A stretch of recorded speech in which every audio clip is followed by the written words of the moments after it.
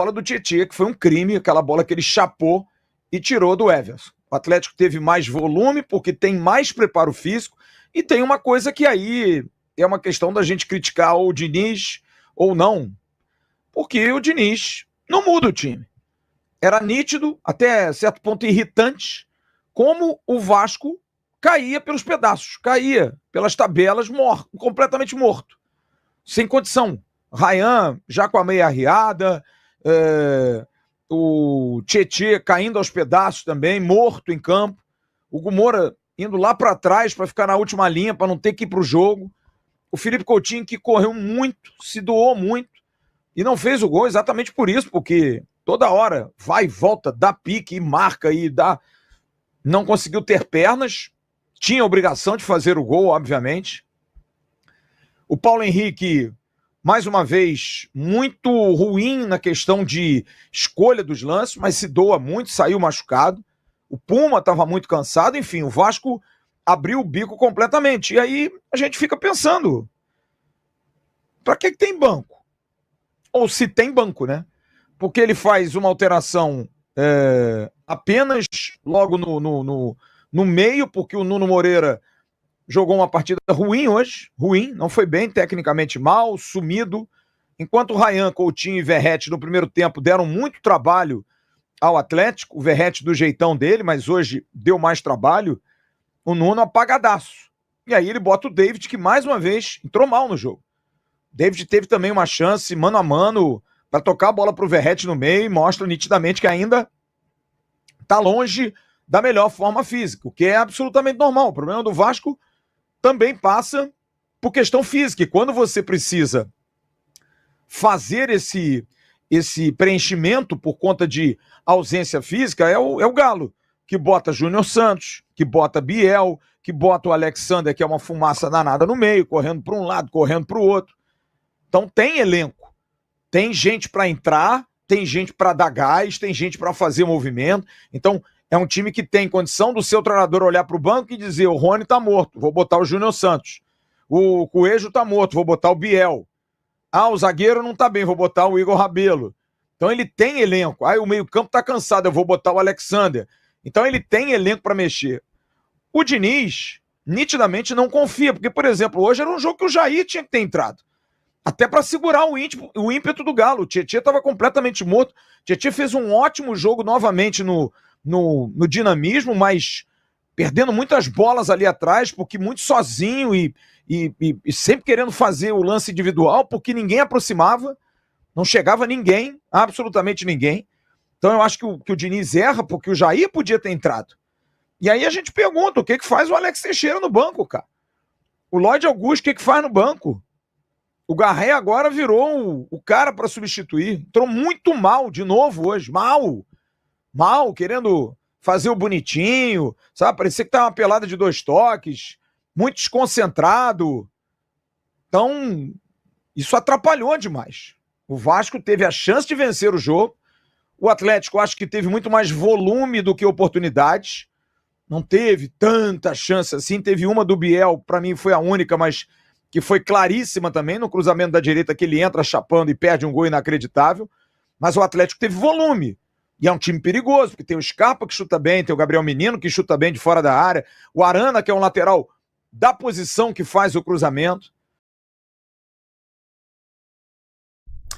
Bem, vamos lá, gente. Eu vou trazer alguns números aqui, antes até mesmo de analisar o jogo, para mostrar para vocês o quão preocupado eu estou.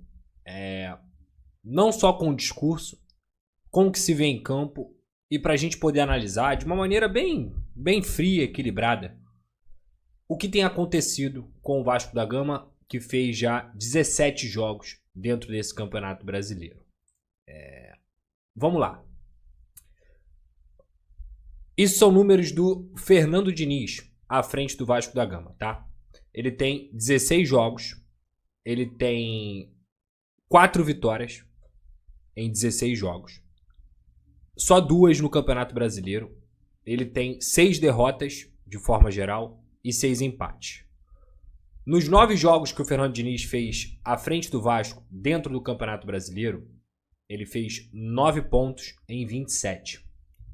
Dos 9 jogos que o Fernando Diniz e o time dele fizeram com a camisa do Vasco no Campeonato Brasileiro, foram 12 gols feitos e 13 sofridos. Dos 4 jogos na Sula, o Vasco fez 4 gols e tomou 6. Dos 3 jogos na Copa do Brasil, o Vasco fez 4 e tomou 2. Aí, vem uma estatística que, para mim, ela é assustadora.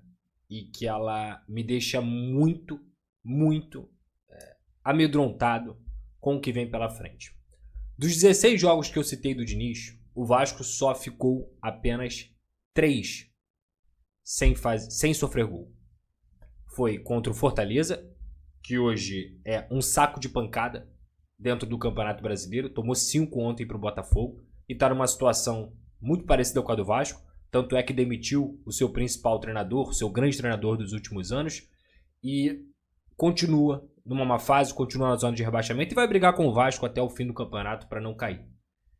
Quando o Vasco venceu de 3-0 contra o Melgar, que é uma equipe do Peru, bem ruim, digamos assim.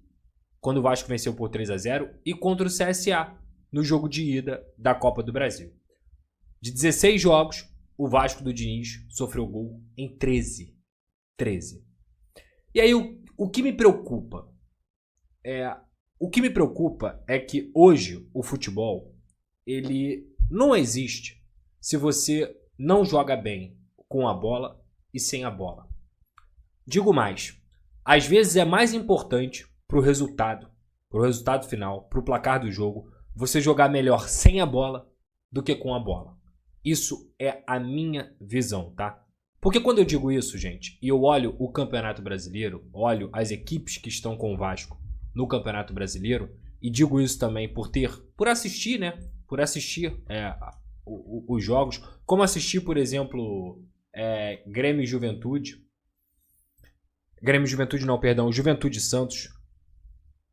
Todos se defendem muito mal. O Santos se defende muito mal. O Juventude se defende muito mal. E talvez melhore agora com o Thiago Carpini.